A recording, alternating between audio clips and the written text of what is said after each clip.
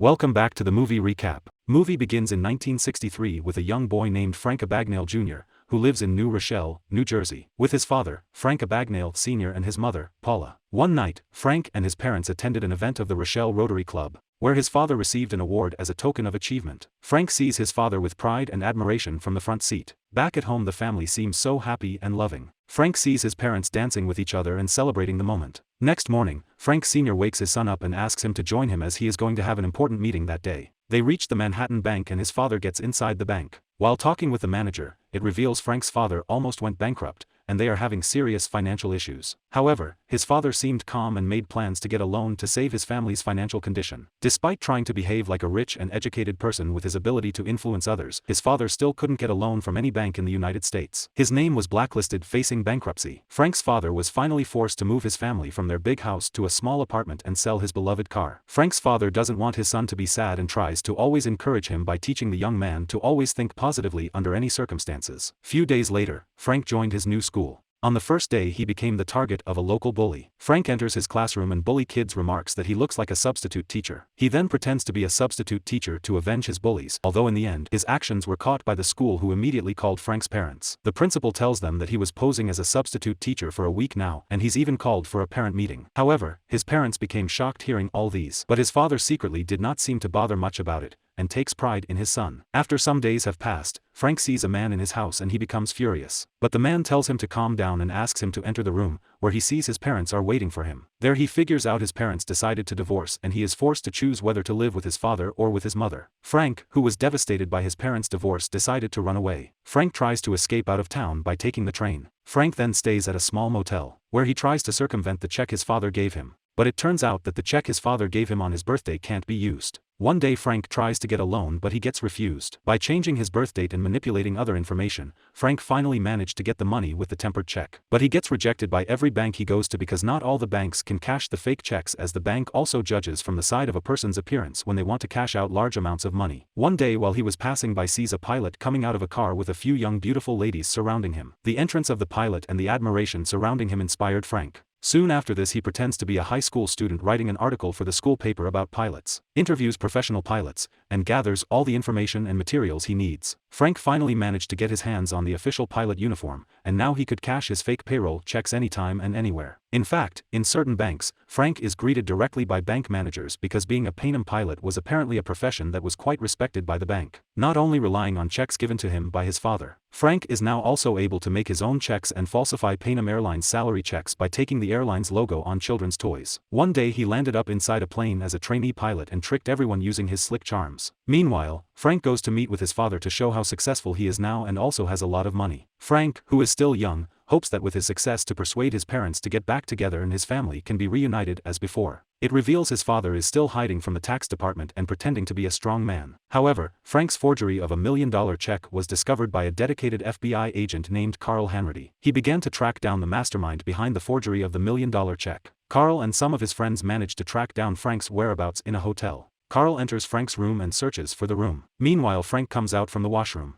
Despite being nervous, Frank shows up in a confidence attire and pretends to be Secret Service's agent Barry Allen. Frank then gives him his wallet so Carl can check his identity. However, before Carl can check the contents of the wallet, he creates an illusion for Carl saying they already arrested Frank and his companion Murphy is taking him away and manages to come out from the room. But soon after Frank leaves, Carl checks for Frank's wallet and finds out it's full of so many logos used for the forgery. But he is late and Frank already gets out of hand. Frank returns to disguise himself as a high school student who is writing an article about an airline, where Frank is told about an article in the newspaper reporting his actions and counterfeiting checks worth millions of dollars and earning the nickname James Bond in the sky. Frank takes pride in his nickname and starts posing like James Bond. He wears suits like Bond and ends up in a luxurious hotel room. There he met up with a model and had intimate time using a duplicate check. Also takes $400 from her, telling that he contact for $1,000 but he has only a $14,000 check. Soon he bought a luxury car driven by James Bond in one of his films on Christmas Eve. After learning that Barry Allen's name is the name of a character in a superhero comic, Carl finally realizes that Frank is a teenager. So, Carl starts the investigation by visiting the parents who reported that their teenage son had run away from home. Carl finally arrived at Frank's mother's house, who reported that Frank ran away from home some time ago, and found out that Frank William Abagnale Jr. is the perpetrator of the multi-million-dollar check forge he had been looking for. On the other hand, Frank began to disguise himself as a doctor and used the name Dr. Frank Connors. Frank then falls in love with a young and naive nurse named Brenda, and after they have been in a relationship for a long time. Frank intends to marry the girl. Meanwhile, Carl meets Frank's father where he manages to find Frank's residential address through a letter Frank sent to his father. But when Carl came to the address, Frank was not there. However, Carl finds out that Frank is currently disguised as a doctor by using the name Frank Connors. Sometime later, Frank attends a dinner invitation at Brenda's house where Frank learns that Brenda's father is a prosecutor to reassure his future and laws. Frank said that he had attended law school and planned to take the Louisiana State Bar exam. Frank also tried hard to become a real lawyer by studying hard about the law until finally he managed to pass the exam and was accepted to work as an assistant prosecutor who accompanied Brenda's father, having succeeded in becoming an assistant prosecutor. Frank then contacted Carl and asked the man not to pursue him anymore because he would stop cheating and get married soon. But Carl still had ambitions to catch Frank and put him in prison. Not long after Carl managed to track down Frank when the young man was holding his engagement party with Brenda, Carl immediately told Brenda's father that his future son-in-law was a conman who was wanted by the FBI. On the other hand, Frank, who noticed Carl's presence, then tried to run away, but before escaping, Frank asks Brenda to meet him at Miami International Airport the day after tomorrow, where Frank plans to flee overseas with Brenda. 2 days later, upon arrival at the airport, Frank spots Brenda, but the young man also notices the presence of plain clothes,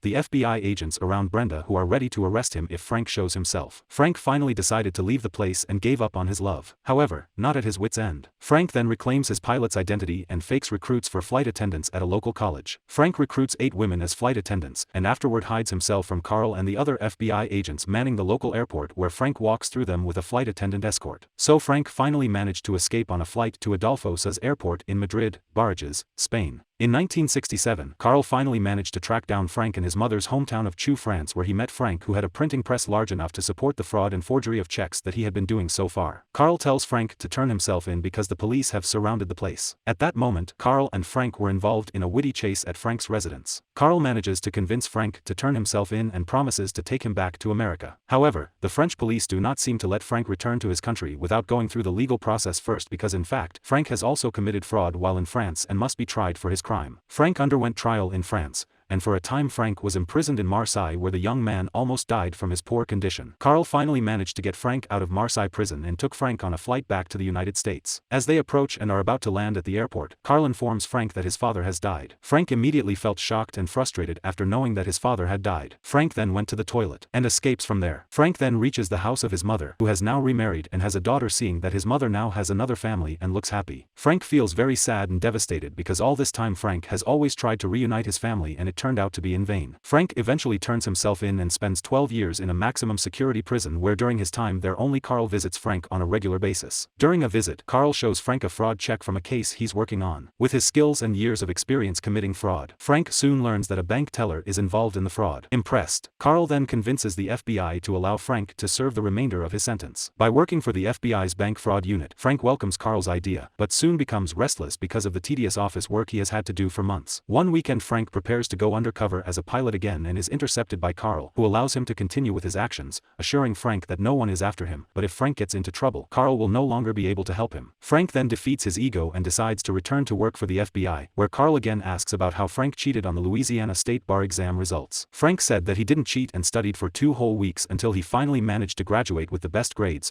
which indicates that Frank is a really genius young man because he passed the Louisiana State Bar exam before he was 20 years old. When Frank returns to work and discusses another fraud case with Carl, Frank has lived for 26 years in the Midwestern United States with his wife, with whom Frank has 3 sons. Frank remains friends with Carl and has built a successful life as one of the world's leading experts on bank fraud. Please like and subscribe to our channel. Thanks for watching.